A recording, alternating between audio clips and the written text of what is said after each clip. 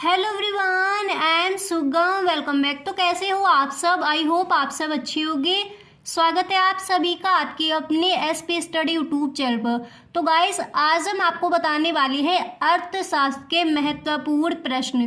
Guys, अगर आपने इतने महत्वपूर्ण प्रश्न जितने भी आज मैं आपको बताने वाली हूँ सारे अगर आपने अच्छे से याद कर लिए तो आप बोर्ड एग्जाम में ये सारे प्रश्न, इनमें से एक भी प्रश्न आप छोड़कर नहीं आओगे।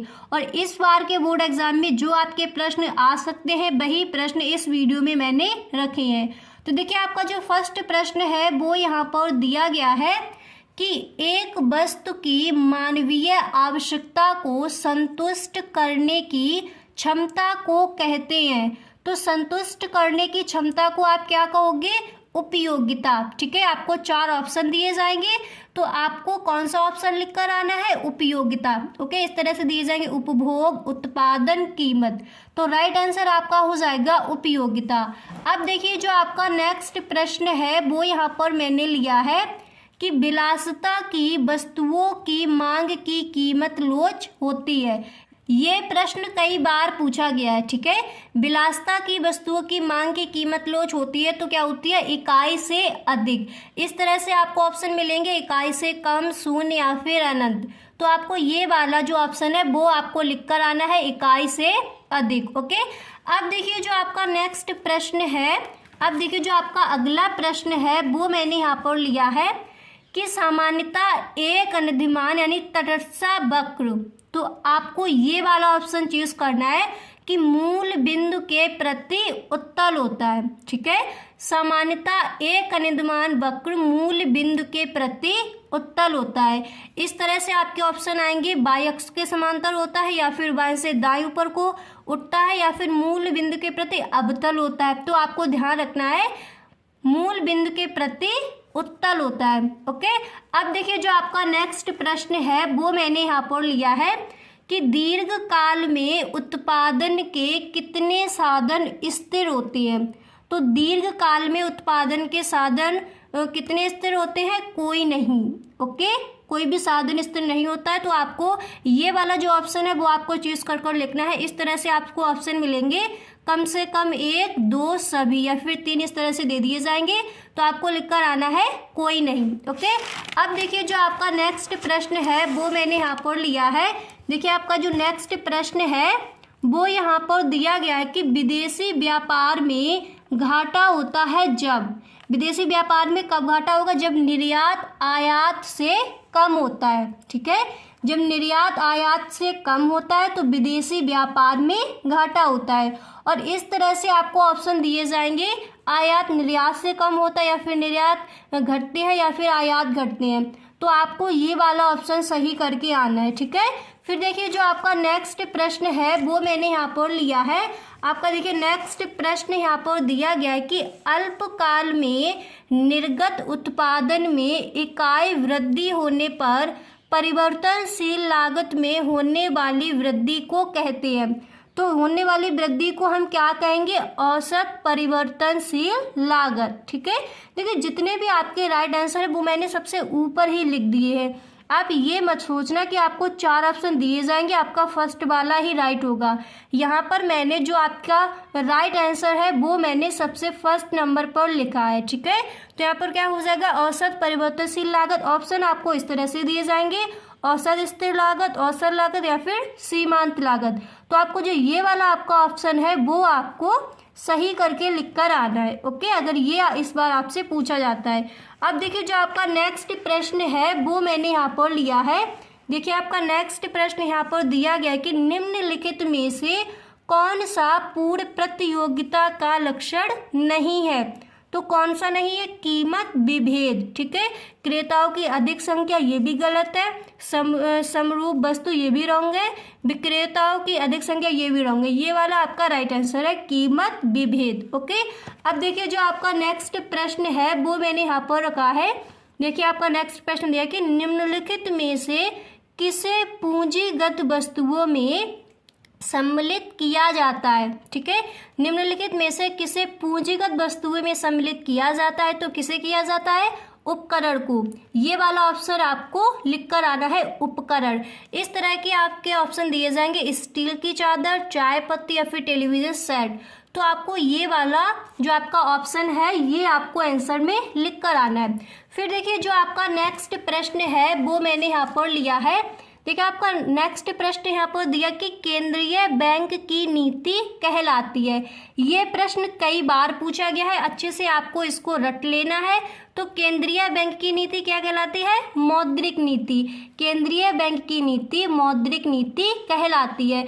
इस तरह से आपको ऑप्शन मिलेंगे, राजकोषीय नीति या फिर व्यापार नीति या फिर विदेशी विनिमय नीति। तो आपको ये वाला ऑप्शन सही करके आना है, मौद्रिक नीति। ओके, अब देखिए जो आपका नेक्स्ट प्रश्न है गाइस, अगर आपने अच्छे से जितने भी आज मैं प्रश्न बता रही हूँ ये आपने अच्छे से क्लियर कर लिए तो बहुविकल्पीय प्रश्न आपका एक भी नहीं छूटेगा। ठीक है, आपको ये अच्छे से तैयार कर ले। अगर आप इकोनॉमिक्स के पेपर में 90+ स्कोर करना चाहती हो तो जितने भी मैंने मॉडल पेपर सॉल्व कराए हैं वो आपको 100% देखने ही होंगे। अगर आपने उनको हल नहीं किया तो फिर आप 90+ स्कोर नहीं कर पाओगे।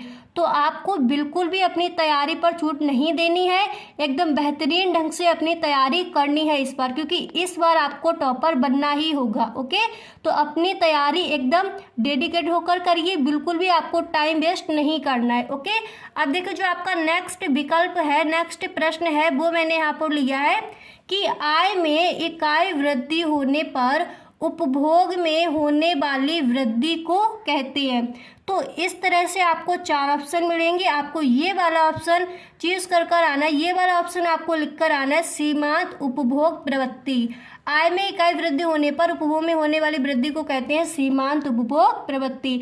इस तरह से ऑप्शन होंगे औसत उपयोग प्रवृत्ति, स्वतंत्र उपभोग या फिर अब देखिए जो आपका नेक्स्ट प्रश्न है वो मैंने यहाँ पर लिया है कि नगद कोष अनुपात का निर्धारण किया जाता है। तो नगद कोष अनुपात का निर्धारण कब किया जाता है? केंद्रीय बैंक द्वारा। यानी किसके द्वारा किया जाता है? केंद्रीय बैंक द्वारा। आपको ऑप्शन दे दिए जाएंगे, स्टेट बैंक द्वारा, केंद्र सरकार द्वारा, और भी आपको ऑप्शन दे दिए जाएंगे। तो आपको ये वाला जो ऑप्शन है वही आपको लिख कर आना है, केंद्रीय बैंक द्वारा। ठीक है, फिर आपका देखिए जो नेक्स्ट प्रश्न है वो यहाँ पर दिया गया है कि राजस्व प्राप्तियों की अपेक्षा राजस्व खर्च यानी व्यय का अधिक कहलाता है। तो आपको जो ये वाला आपका ऑप्शन है कि राजस्व घाटा क्या कहलाता है? राजस्व घाटा। ये वाला उत्तर आपको लिख कर आना है। इस तरह से आपको ऑप्शन मिलेंगे कि तरलता अनुपात, शुद्ध निवेश या फिर बजटीय घाटा। ठीक है, तो आपको ये वाला जो राजस्व घाटा है वो आपका सही आंसर है, यही आपको लिख कर आना है। अब देखिए जो आपका नेक्स्ट प्रश्न है वो मैंने यहाँ पर लिया है कि नाशवान वस्तुओं पर पूर्ति का नियम लागू होता है या फिर नहीं होता है, या फिर आंशिक रूप से लागू होता है, या फिर इनमें से कोई नहीं। तो आपको ये वाला चीज करना है ऑप्शन की लागू नहीं होता है। नाशवान वस्तुओं पर पूर्ति का नियम लागू नहीं होता है। ओके, समझ आ गया। अब देखिए जो आपका नेक्स्ट प्रश्न है वो यहाँ पर दिया गया है। देखिए नेक्स्ट प्रश्न मैंने यहाँ पर लिया है, यदि किसी वस्तु की मांग पूर्णतया लोचदार हो तो मांग रेखा होगी। तो मांग रेखा क्या होगी? एक्स अक्ष के समांतर होगी। ठीक है, इस तरह से आपको ऑप्शन मिलेंगे, वाई अक्ष के समांतर, या फिर इनमें से कोई नहीं, या फिर मूल से 45 अंश कोण वाली। ठीक है, इस तरह से आपको ऑप्शन मिलेंगे। तो आपको ये वाला जो ऑप्शन है वो आपको चूज करना है, एक्स अक्ष के समांतर। ओके, अब देखिए जो आपका नेक्स्ट प्रश्न है वो यहाँ पर दिया गया है कि भारतीय रिजर्व बैंक की स्थापना की गई। तो भारतीय रिजर्व बैंक की स्थापना कब की गई? 1935 में। ओके, 1935 में भारतीय रिजर्व बैंक की स्थापना की गई। अब देखिए जो आपका नेक्स्ट प्रश्न है वो मैंने यहाँ पर लिया है।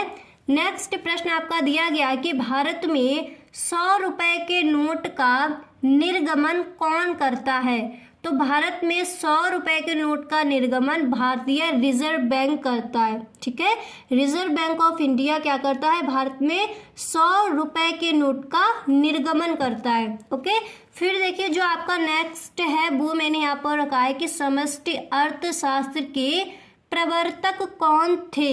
ठीक है, तो समष्टि अर्थशास्त्र के प्रवर्तक कौन थे? J.M. केन्स।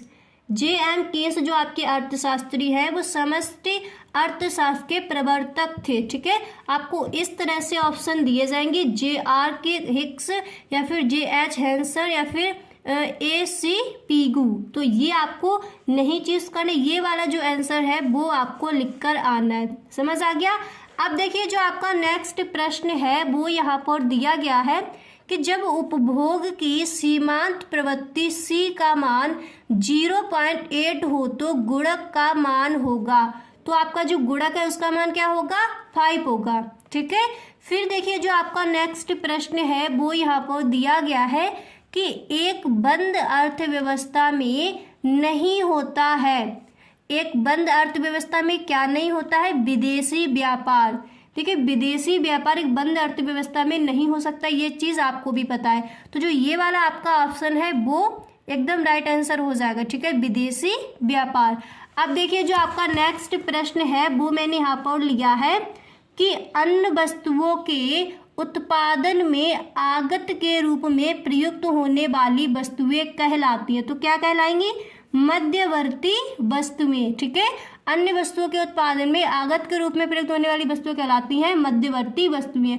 ऑप्शन आपको इस तरह से दे दिए जाएंगे, अंतिम वस्तुएं या फिर उपभोग वस्तुएं या फिर ए और बी दोनों या फिर इनमें से कोई नहीं, ये भी आपको ऑप्शन मिल सकता है। तो आपको ये करना है मध्यवर्ती वस्तुएं। फिर देखिए जो आपका नेक्स्ट प्रश्न है कि अर्थशास्त्र के जनक कौन है? ये तो आपको अच्छे से पता ही होंगे, एडम स्मिथ। तो आपको यही लिखकर आनी है।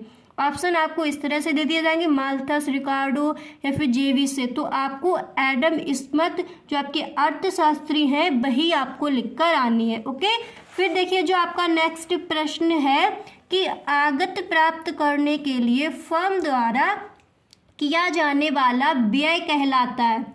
आगम प्राप्त करने के लिए फर्म द्वारा किया जाने वाला व्यय कहलाता है, क्या कहलाता है? लागत।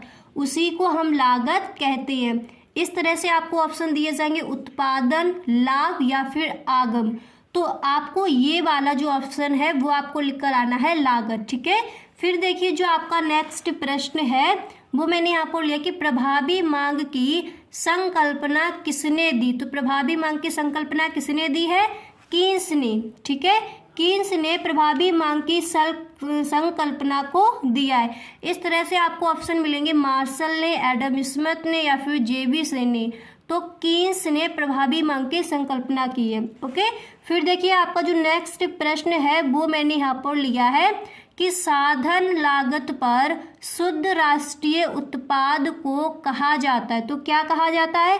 राष्ट्रीय आय। ओके, ऑप्शन मिल जाएंगे, सकल निवेश, प्रति व्यक्ति आय। तो ये आपके एक भी सही नहीं है। क्या सही है? राष्ट्रीय आय। साधन लागत पर शुद्ध राष्ट्रीय उत्पाद को कहा जाता है राष्ट्रीय आय। ओके, तो गाइस इतने जितने भी आज मैंने आपको ये बहुविकल्पीय प्रश्न बताए हैं तो ये सारे प्रश्न आपको अच्छे से तैयार कर लेने। अगर आप इतने प्रश्न अच्छे से तैयार कर लेते हो और जो मैंने मॉडल पेपर आपको हल कराए हैं वो सारे मॉडल पेपर आप अच्छे से 2-2 बार अपने घर पर ही अभी से हल करके अगर आप देख लेते हो तो इस बार 100% आप 90+ स्कोर कर जाओगे और बहुविकल्पीय प्रश्न आपका इस बार एक भी छूटने वाला नहीं है। ओके, तो आपको लेख पर थोड़ा अपना ध्यान देना है और आपकी अपनी तैयारी एकदम सही ढंग से करनी, क्योंकि अब ज़्यादा टाइम आपके पास नहीं बचा है। बिल्कुल भी आप अपना टाइम वेस्ट मत कीजिए और जितना भी है आप अपना स्टडी पर ही फोकस कीजिए। ओके, तो गाइस अगर आपको वीडियो अच्छा लगा हो तो वीडियो को अपने दोस्तों में शेयर ज़रूर करें। Okay, thanks for watching.